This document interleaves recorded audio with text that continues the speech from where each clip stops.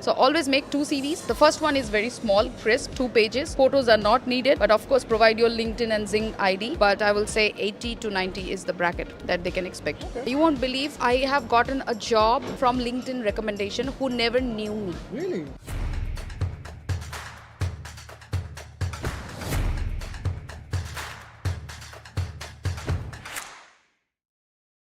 Alright guys, so welcome back once again. If you're somebody new to my channel, my name is Nikhilesh and I live here in Berlin, here with my friend. Stayed here for last 6 years. She is a SAP consultant. I'm interested to know from you, I'm sure. Have you interviewed people in your career here in Germany? No? No, never. But if you were to interview now that you have seen enough, I'm sure you gave an interview for a job where you're working. Yeah, that's true. Right? If you get a chance to interview somebody who's coming on an opportunity you asked card. if I have interviewed anyone. Yeah, of course. In my current company, yes. Oh, perfect then. There are a lot of people who may be coming on opportunity card, and I understand that it depends on the profile and what job posting they are applying to. And I don't mean technical questions, but what questions you might ask people to get them interested in the office. We get a CV and everything, so we know pretty much, like what are their experiences, technical experiences. So the normal procedure is the first interview. Nobody talks about technical questions. They ask about who are you, where you are from, what are your likings, how do you learn things,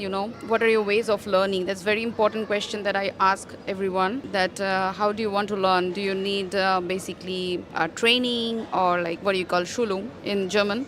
So you want that, or you are self-motivated to learn, or stuff like that. That is very important. It shows like how eager you are to learn and adapt in a situation. That is one thing. Another question we always ask is, what is a very difficult project that you have worked with? And that we don't mean technical. We don't mean technical. We want to know what are the difficult situations we were in. And of course, I also get asked when I interviewed for. So it's not only always I ask. I also get asked these questions. Basically, like what was the complicated or like a critical situation I faced, and how did I overcome it? It's better to say nothing technical, rather to say something that you did above and beyond, which was not part of your job description, but you went above and beyond your responsibilities and you did something.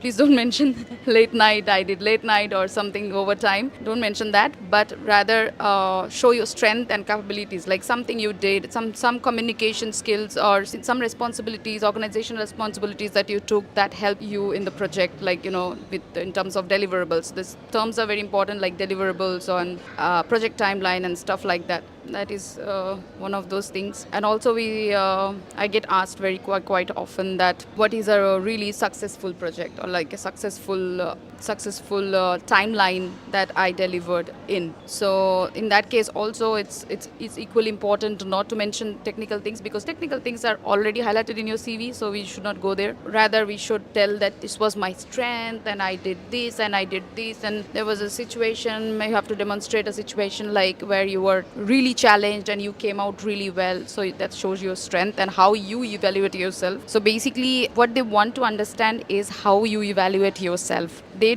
cannot evaluate you in a 1-hour interview. So they just want to understand how confident you are and how you evaluate yourself in a situation like that. So yeah, these are a few questions. But then of course there are things like in my interviews I was asked what is my favorite food, and then you can mention that as well, because people love Indian food, and there are a lot of people who are very knowledgeable about Indian food. So never be afraid to tell that you are from India. Always be proud. I really clicked in my last company, in my current company. I clicked with my interviewer very much because he loved Indian food. He's a British guy. He was from UK, and he was really happy. I was talking with him for food, almost 10 minutes. So yeah. Okay, I just walk up to you. I've just got to know you. I've come on an opportunity card. My question is, how and where do I start looking for a job? Because a lot of opportunity card holders I know, they've kept a lot of things in life at stake to come this far. That's true. Right? A lot of these people who are taking opportunity card, they have a well-settled, well-to-do job back home. They are married, they have kids, they have good earnings. All of that is there. You would agree, right? Yeah, like of course, in today's time, India is doing really good. Really good. Right? Yeah. But still, there are people, for whatever reason, they have chosen to be here now in Germany. I come up to you and say, hey, I'm an IT professional. I want to start my job search here. What's your advice? What's my ABCD into this process? First thing is you have to maintain your profile in LinkedIn, Zing.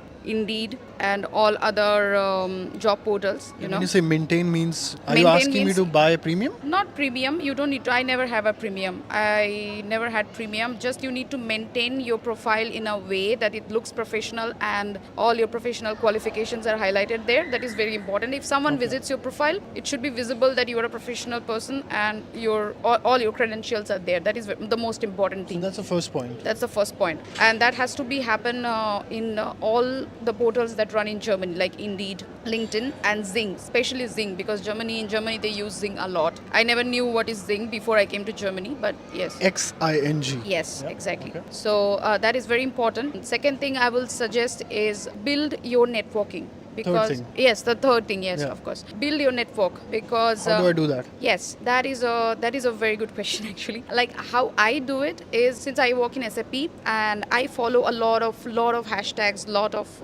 topics in LinkedIn. So tell me, because I've just arrived, right? Yes. It's my first day in Germany. Yes. How do I go about? You just go and search in LinkedIn, like what are the topics people are talking about in your technology. Then you will see where are these people from. You will see people are from US, people are from Europe. You will always find people are from Europe.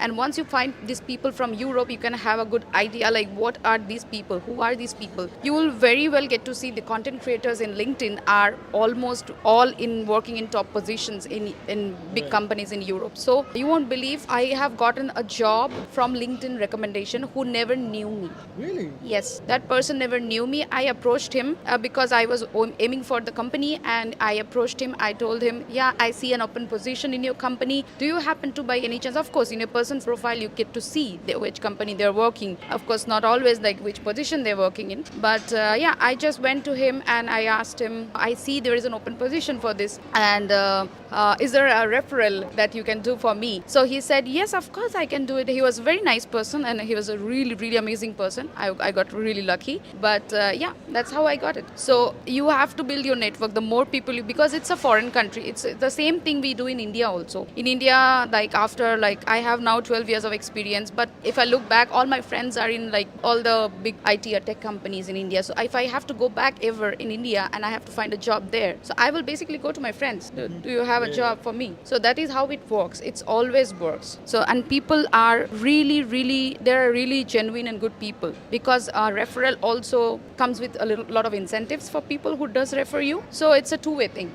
So people are good and friendly, and they will just ask you for your CV. You send the CV, and if there is a referral that works in the company, and then that actually helps you getting the interview much better than if you go and above and to apply from any of these portals. Right. Sometimes also you can directly in the job postings you can see the HRs, the name and the email IDs of the HR. So it's also I will recommend that to go directly approach the HRs, like hi ABC, I saw this job, is there an opening, and stuff like that. That is my Go-to strategy. go-to strategy. That has always worked for me. So it's the network. Yes. It's a proper profile maintenance Yeah, in so the LinkedIn, Zing, LinkedIn, and everywhere. It's the network. Third thing, which is actually, I want to say one thing very important is the CV. The way we make our CV is very important. It's a very different what we do in India and what we do in Germany. So here the CVs I have normally it's max 2 pages CV, and it has to be very crisp and very concrete. It's not like you can write your every project detail and every 10 lines of detail in your CV. Of course, there are companies where people ask for your detailed CV. Like from my experience, they always ask for my detailed CV, because that gives them an idea that what kind of role I have done in the projects. That is also possible. So always make 2 CVs, which is really big. And the first one is very small, crisp, 2 pages. Photos are not needed, but of course provide your LinkedIn and Zing ID. Never mention any other social media. That's not required. And also step by step and highlight all your strengths and things, and also mention that which language you are proficient in. That is very important. And all your visa status, of course. That's how I do my CVs. And the second one is in a detailed CVs, like where you can actually give you, if you're like 10 or 12 years of experience, or like 5 years or 2 years experience, you give your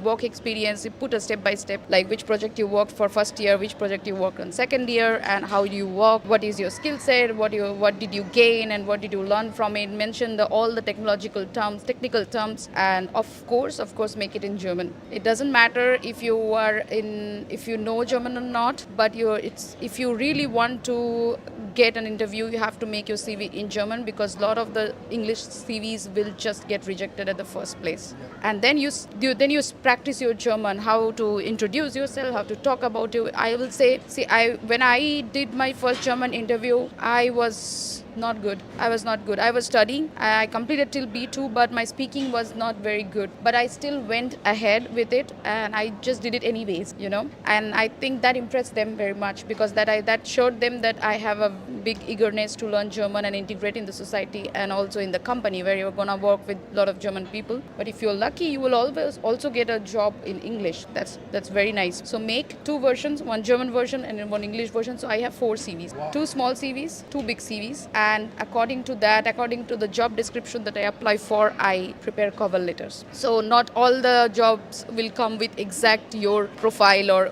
exact the requirements that you are proficient in. So you have to tweak your cover letters a little bit according to the job description.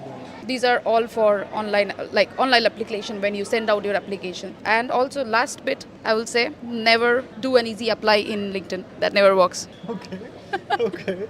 Okay.